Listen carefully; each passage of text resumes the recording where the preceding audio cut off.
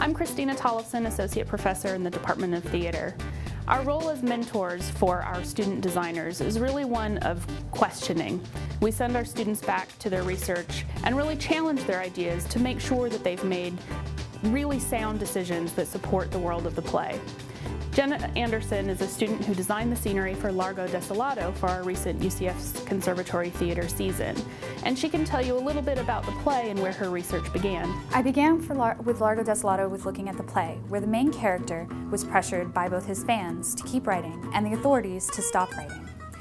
This pressure the director really wanted to bring to life in the theater and make a real world that the audience could relate to. So Jenna, as designers, we don't get to choose the plays we design necessarily. So how did you come to become passionate about this as a research topic?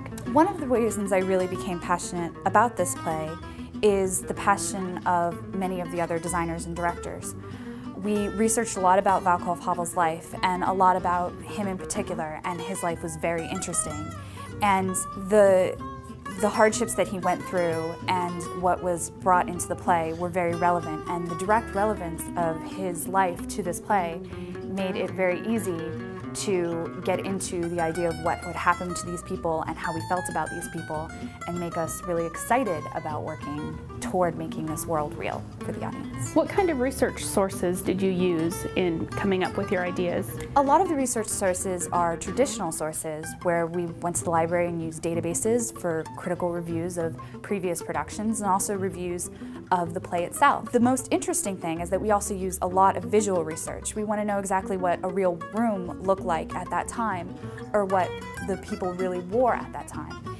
It was really interesting to find a lot of different visual sources, because they aren't usually as easily compartmentalized as text, and it involves a lot of searching through books and books of pictures, which you can find both pictures that are relevant and ones that inspire you, like my inspiration image, which is a Cubist painting from an Eastern European artist. Tell me about the collaboration process, because certainly you did lots of research, but there are other members of the team that did research as well. So how did their research feed into your own? It's great to work with lots of people, and we're all led by the director. There's a costume designer and a lighting designer as well, and we work together bringing our research to the table. Our costume designer actually found a website where a photographer followed Václav Havel throughout his life, making a lot of really great pictures for us to use, so we were able to pool our resources and learn where to look.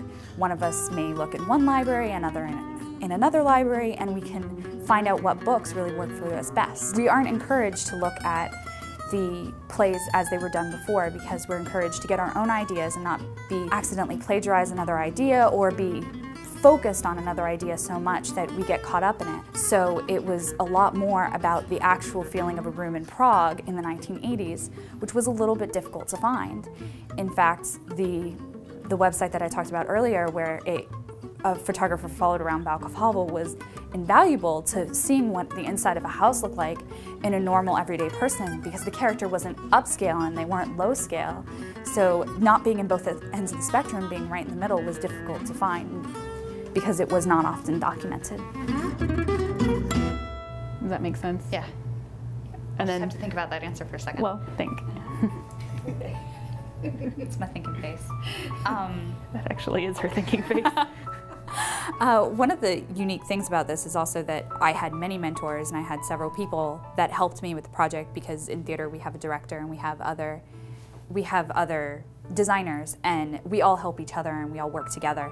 So I had another advisor, and I had Kristina, and I had lots of people asking me questions and challenging me to continue understanding about what I'm supposed to be looking for, and so that I don't overlook things and I don't forget about something, which happens. The mentoring relationship in theater, I think, is a little bit different. It's never a one-on-one process, which I think most researchers are used to.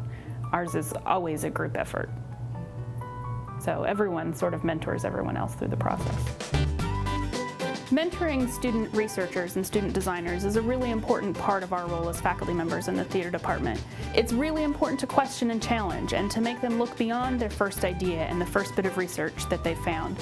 beyond the first description or the first image, and make them really question and challenge themselves to find another perspective or another answer, so that the one that they finally settle on either is exactly the right one or has some multiple meanings and can be even more complex and diverse and create an even stronger message. So as a mentor, it's a really rewarding process to be able to work with a student, to challenge them, and to see them grow and come up with something probably better than you could have come up with yourself.